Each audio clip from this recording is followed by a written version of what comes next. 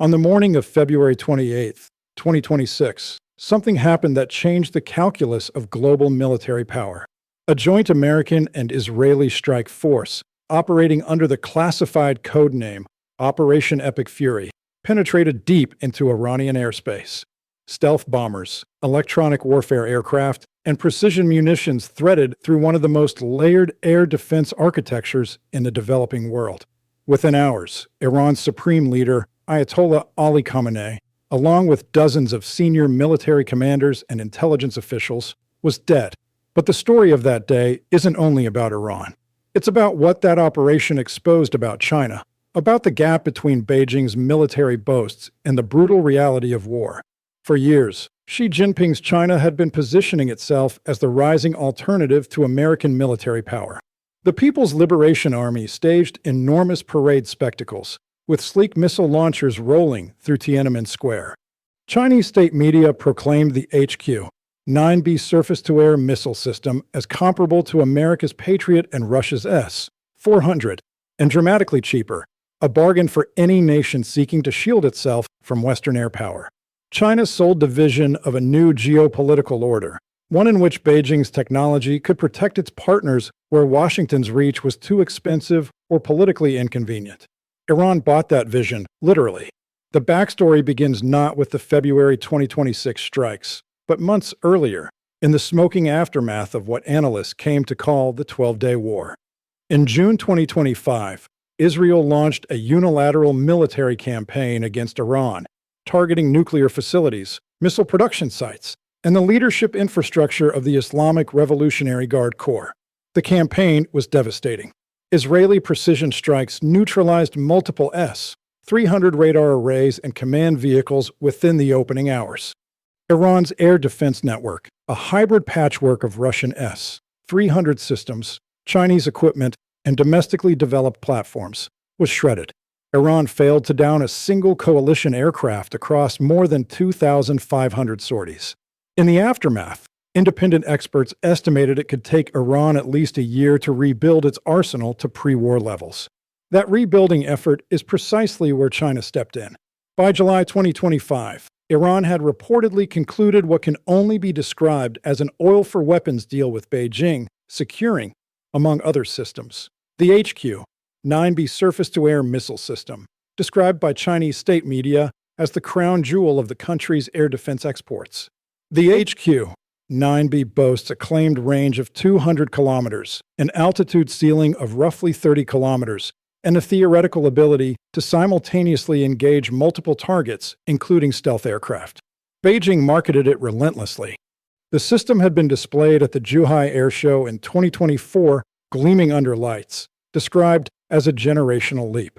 Iran deployed these systems around its most critical installations, the Natanz nuclear complex, IRGC missile bases, air bases near Tehran and Isfahan, confident that Chinese technology would provide the protective envelope the Russian S-300 had failed to deliver. What Iran received, according to a detailed assessment from Global Defense Corp, was not merely the HQ-9B. Reports indicate that under the covert oil-for-weapons arrangement, China had quietly supplied Iran with approximately $5 billion worth of military hardware. The package reportedly included 50 CM-302 supersonic anti-ship cruise missiles, 3 HQ-9B anti-ballistic missile batteries for YLC, 9B surveillance radars, 6 HQ-16B surface-to-air systems, and over 1,000 FN 6-man portable air defense systems. It was, on paper, a formidable arsenal. What happened to it in practice became one of the most consequential battlefield revelations of the decade. When Operation Epic Fury commenced on February 28, 2026, American EA-18G Growler electronic warfare aircraft led the assault. Their job was precise and clinical: blind the enemy before a single bomb fell. According to post-strike reporting, 3 batteries of Chinese HQ-9B anti-air missile systems and 4 YLC 8B anti-stealth radars were destroyed within the first hour of the operation. The HQ-9B batteries reportedly fired no interceptors whatsoever. They failed to detect the incoming HARM anti-radiation missiles that obliterated them. China had marketed the YLC 8B radar as capable of detecting American F-22 and F-35 stealth fighters from 250 kilometers away, a bold claim first made at the 2016 Zhuhai Air Show. In combat, it was electronically blinded before it could prove itself. The entire outer defensive layer, anchored by Chinese hardware, collapsed almost instantaneously under the weight of American electronic suppression. The failure of the CM-302 missiles was perhaps even more damning. Iran reportedly launched 52 missiles and drones at the USS Abraham Lincoln Carrier Strike Group. U.S. Navy Aegis destroyers intercepted every single one. Post-strike analysis of the CM-302, China's vaunted supersonic anti-ship cruise missile, revealed a fundamental design flaw. The missile relies on the same seeker as the older C-802, but lacks a data link, satellite link, or active guidance in the terminal phase. It receives a single targeting update at launch, and then flies essentially blind, unable to adapt as Aegis systems began tracking and engaging it. Several reportedly deviated from their targets due to guidance failure. Others failed to reach the advertised Mach 3 terminal velocity. Weapons designed to threaten American carrier groups crumbled on their first real test. This was not China's first embarrassment. Barely 10 months earlier, in May 2025, India launched Operation Sindoor against Pakistan following a terror attack in Kashmir. Pakistan, which had purchased the HQ-9B system and officially inducted it into service in October 2021, activated the system during India's air campaign. For 4 consecutive days, the HQ-9B failed to intercept, destroy, or reliably track anything. A fire control radar associated with the system at Chaklala was reportedly destroyed by Indian forces. Beijing's response was revealing. Chinese officials took to social media to blame Pakistan's military for a lack of professionalism in deploying the system. According to Indian reporting, Beijing also reportedly asked Islamabad to conceal or destroy evidence confirming the HQ-9B's failure, a request that, if true, speaks volumes about Beijing's awareness of what that evidence would mean for its arms export business. The pattern stretches even further. In Venezuela, itself a client of Chinese military technology, a swift American operation in early 2026 extracted President Nicolas Maduro from the country without a single U.S. casualty. Chinese-supplied JY-27 radars and surveillance systems proved useless in detecting or preventing the operation. 3 separate theaters, 3 catastrophic failures of Chinese military hardware. Egypt, Azerbaijan, Pakistan, and Iran had spent billions on Chinese air defense systems. As one analysis in The Hill put it with cold precision, today they regret it. The implications for Xi Jinping are not merely diplomatic. They are existential to his strategic program. For over a decade, the Belt and Road Initiative has served as the centerpiece of Beijing's foreign policy ambitions, and Iran was envisioned as the indispensable land bridge connecting China's westward corridors of influence.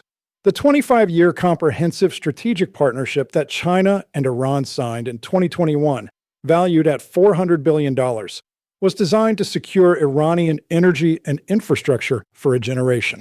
With Iran's leadership now decapitated and the state in political turmoil, billions in committed capital spanning telecommunications to transit networks are at risk of becoming what one analyst at The Diplomat described bluntly as toxic assets. The killing of Khamenei didn't just destroy China's most critical Middle Eastern partner. It destroyed the architecture of China's long-term vision for the region. There is a deeper structural problem that the battlefield failures have illuminated. Analysts and even voices within China's own military establishment have been forced into uncomfortable candor. Retired PLA Colonel Yu Gang publicly urged China to reevaluate its military capability and shift from reverse engineering to genuine domestic development, stating that what is inside military hardware matters more than how it looks in a parade. Military commentator Song Zhongping acknowledged that China lacks multi-domain warfare capabilities and continues to train its military using a Soviet-era model from the early 1950s, one that lacks coordination among different branches of its armed forces. These are not fringe critics. These are establishment voices admitting that the gap between China's military theater and its military substance is dangerous. That gap is compounded by a corruption crisis of staggering proportions. As of late 2025 and early 2026, numerous top PLA commanders, including Navy Admiral Miao Hua, were removed or placed under investigation for embezzlement, bribery, and misappropriation of state assets, particularly within the rocket force and major defense enterprises. Analysts assess that systemic corruption has likely led to substandard equipment and dangerously degraded operational readiness. When China's rocket force generals are under investigation for stealing from the very programs meant to produce the missiles that would deter America, Xi Jinping cannot be certain that what his military shows him on briefing charts reflects what his forces could actually deliver in combat. John Culver, a former CIA senior analyst, captured the uncertainty precisely. China's force looks highly capable on paper, but it has not been to war in a very long time, and its ability to conduct complex, large-scale integrated joint operations remains fundamentally untested. Beijing's public response to the Iran catastrophe has been a careful exercise in deflection and denial. Chinese officials denied supplying the HQ-9B to Iran at all.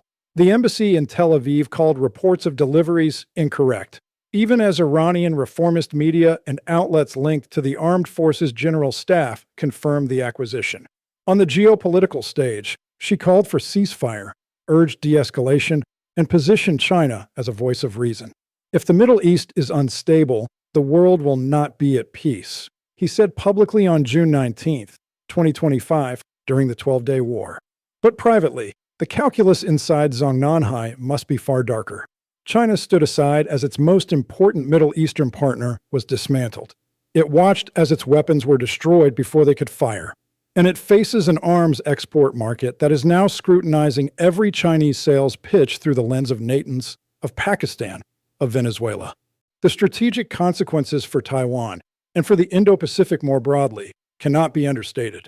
Every government in the region that faces Chinese military pressure is now running the same calculation. If the HQ-9B couldn't protect Iran, what does that say about China's ability to project and sustain force in the straits between the mainland and Taiwan? If Chinese electronic warfare systems were blinded by American growlers in Tehran, what happens when those same systems encounter the full weight of American multi-domain operations in the Pacific? Events in Iran, analysts argue, have given Taiwan's planners and Washington's war gamers new and sobering data points. China has lost credibility, not merely commercially, but strategically. What emerges from the rubble of Iran's air defense network is a portrait of a military power whose ambitions have consistently outpaced its verified capabilities. China spent decades marketing the narrative of a peer competitor, a force capable of fighting and winning wars against Western adversaries. The weapons parades, the hypersonic claims, the anti-carrier missile boasts. All of it was constructed around a single terrifying assumption, that China's hardware had never truly been tested. That assumption no longer holds. In the skies over Tehran, and in the ruins of $5 billion worth of Chinese military hardware, the world received its answer. And in Beijing, Xi Jinping is left to reckon with the most dangerous question a leader of a rising military power can face. Not what his weapons look like, but whether they actually work.